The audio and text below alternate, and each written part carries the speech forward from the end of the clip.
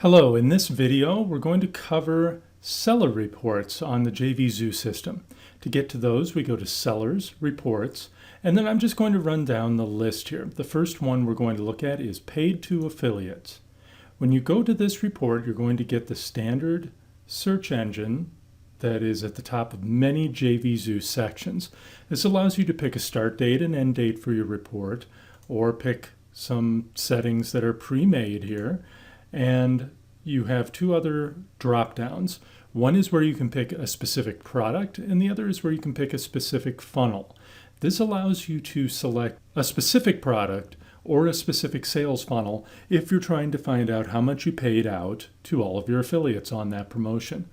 There is an important checkbox here. This allows you to exclude JVZoo from the results. Now, most of the time you'll see JVZoo sales indicated as BBC systems in your sales reports. This will exclude BBC sales and only show the actual affiliates. Now, if you pick a specific date, for example, if I pull down this menu and pick all time, the report will update and will show me all of the payouts I've had to all affiliates. And what you'll have is a list here of affiliate names, affiliate sales, the number of products sold, and the amount paid. I have these amounts blocked out, obviously, because they're private information. I will note that BBC Systems is one of the affiliates at the top of the list here. If I click to exclude them and then click the search, it will update and remove them from the list and from all of the totals. Now, if I were to select a specific funnel or a specific product, we would get the same report with just the information for that product or funnel. Pretty self-explanatory from there on out. The next report we're going to cover is sales. This is the report that you're going to be looking at the most. When you click to your sales report, it will automatically come up with today's date and all of the sales for today, actually all of the visitors and sales. If you have visitors but no sales, you will still get a report.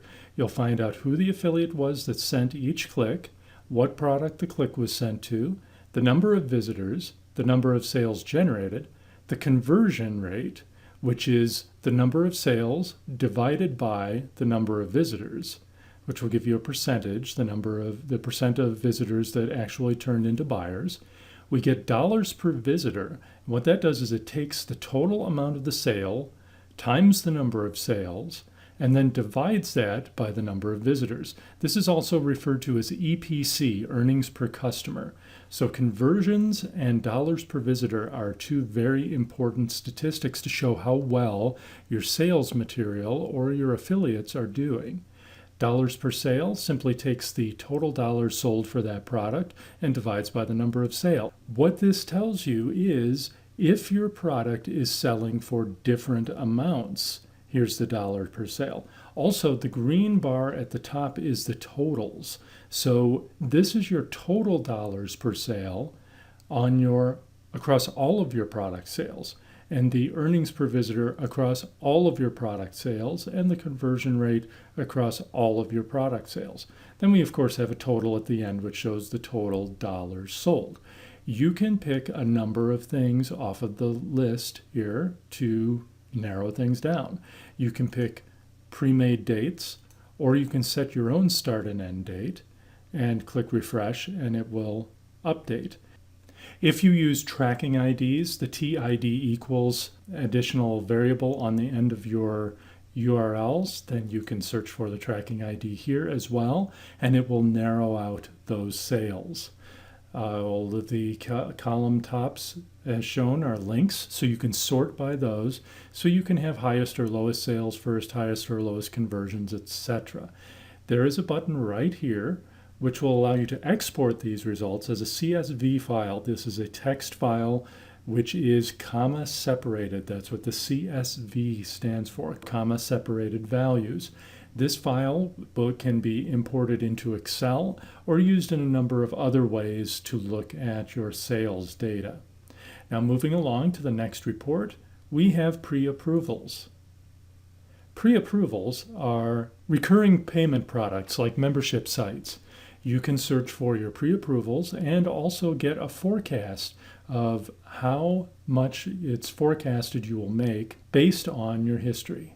Again, as with other reports in JVZoo, we do have things that we can use to narrow down the search, and all of the column headings are fairly self-explanatory.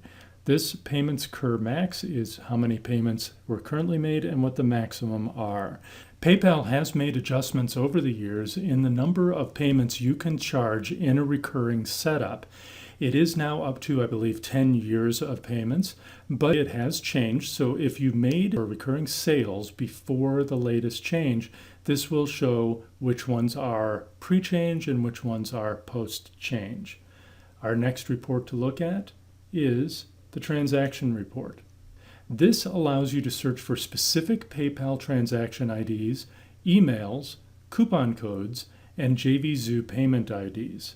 For example, I'll put one of my JVZoo payment IDs in here. This is the receipt number from one of the sales that I've made. When we search for that, it brings up a detailed receipt showing the transaction ID, when the sale was made, the date and time, the product name, the price that was paid, who the affiliate was, who the purchaser was, the purchaser's IP address, the purchaser's PayPal email, the status of the sale, whether it was completed or refunded, and then a very important and useful piece of data down here, the download history.